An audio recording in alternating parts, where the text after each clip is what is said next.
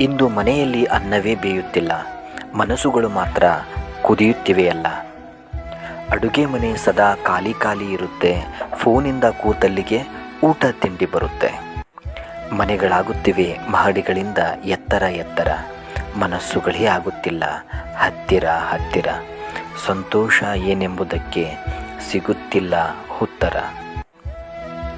ಅಂದು ಬಿಸಿಲು ಮಳೆ ಚಳಿಗೆ ಮೈ ಒಗ್ಗಿತ್ತು, ಮನೆ ತಣ್ಣಗಿತ್ತು, ಒಲೆ ಹೊಗೆಯಾಡುತ್ತಿತ್ತು, ಬಿಸಿ ನೀರ ಹಂಡೆ ಹಬೆಯಾಡುತ್ತಿತ್ತು. ಕಣಜದ ತುಂಬ ದವಸ ಧಾನ್ಯ ತುಂಬಿತ್ತು, ಬಂಧು ಬಳಗದ ನಡುವೆ ಅನುಬಂಧವಿತ್ತು. ಎಲ್ಲರೊಟ್ಟಿಗೆ ಮನೆಯು ನಗೆಯಾಡುತ್ತಿತ್ತು, ಮನೆ ಚಿಕ್ಕದಾದರೂ ಮನಸ್ಸು ವಿಶಾಲವಾಗಿತ್ತು.